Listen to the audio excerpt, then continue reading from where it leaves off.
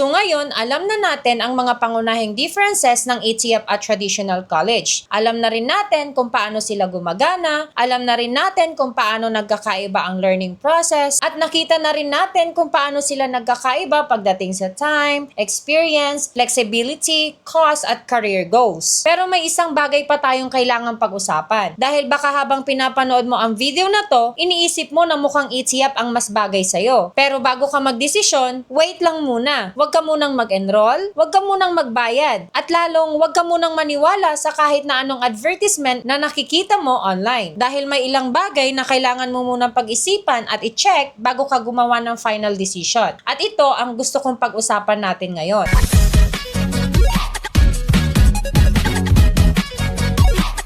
Hello everyone! Welcome back again to my channel. So dito po sa channel natin, pinag-uusapan po natin ang lahat tungkol sa ETF. Mula sa qualifications, requirements, application process, tuition fees, at mga schools na nag-o-offer ng ETF. Hanggang sa mga tips at guides na makakatulong po para mas maging madali ang inyong application. So kung gusto mong magkaroon ng bachelor's degree gamit ang iyong work experience, siguraduhin mong nakalike ka sa video na to at i-click mo na rin yung subscribe button ng ating channel at huwag mo pong kakalimutang i-click ang notification bell para updated ka sa mga susunod nating mga ETF videos. At kung may kakilala kang OFW, supervisor, team leader, warehouse staff, teacher, office employee, or kahit sinong matagal na nagtatrabaho at pangarap pa rin makapagtapos ng college, i-share mo na rin tong video na to sa kanila dahil baka ito na ang information na matagal na nilang hinahanap.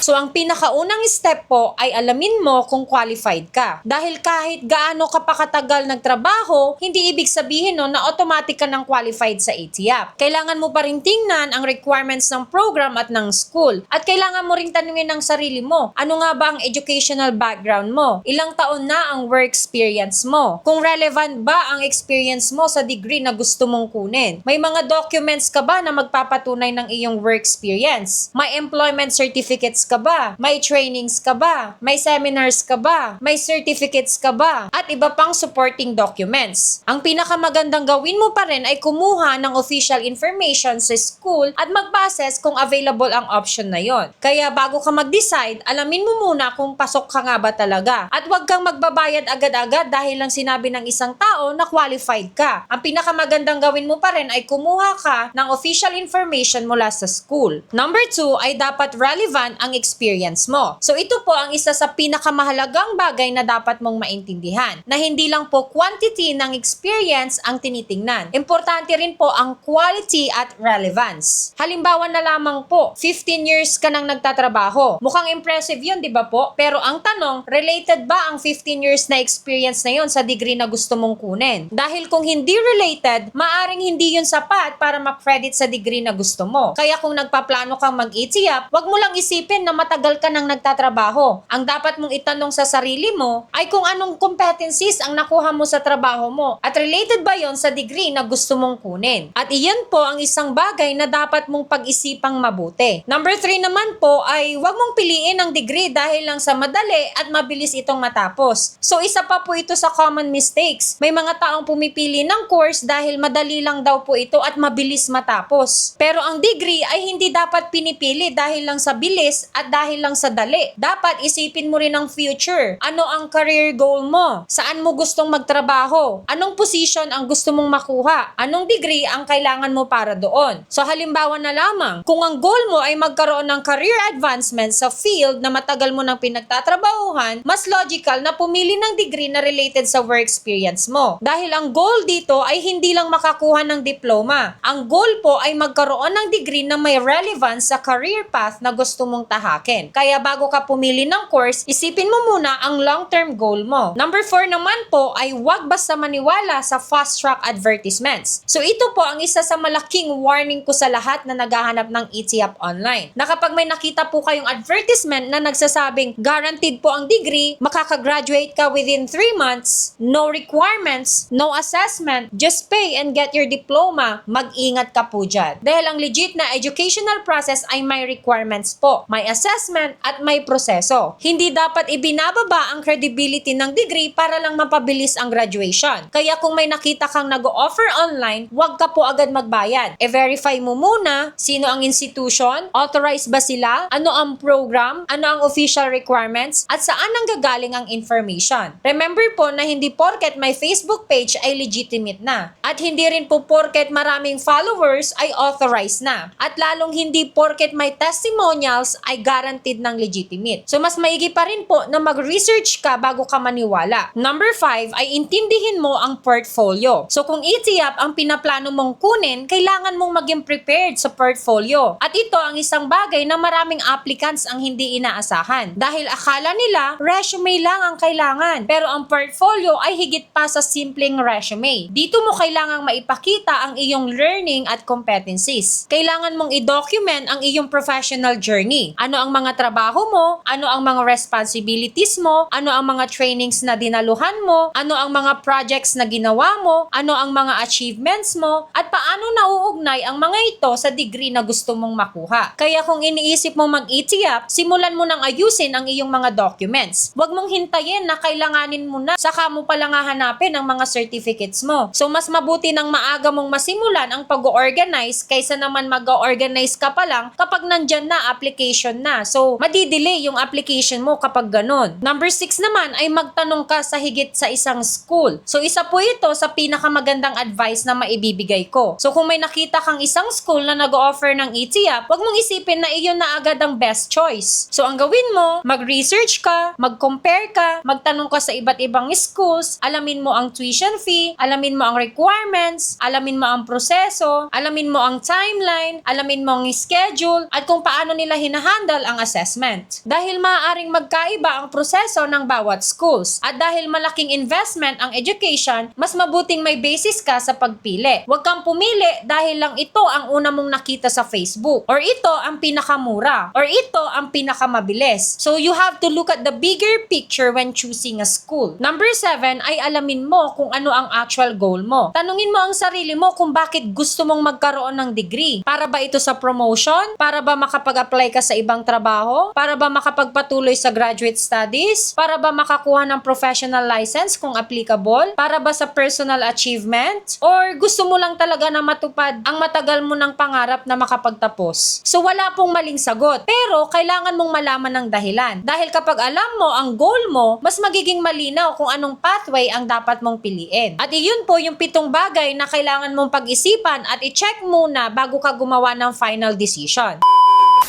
So dito ko na po tatapusin ang video natin. At kung nakatulong po ito sa inyo, huwag niyo pong kakalimutang i-like ang video, mag-subscribe, at i-click niyo na rin po ang notification bell para updated po kayo sa mga susunod pa nating mga ETF videos. At kung may mga kakilala ka pa po na matagal nang nagtatrabaho, na nangangarap pa ring makakuha ng bachelor's degree, i-share mo po itong video sa kanila. Dahil baka hindi pa po nila alam na may ganitong educational pathway na maaari nilang i-explore. At kung may tanong ka pa po tungkol sa ETF, i-comment nyo lang po yan sa baba dahil malay mo, ang tanong mo ang maging topic natin sa ating mga susunod na videos. So maraming salamat po sa inyong panonood and see you in my next vlog.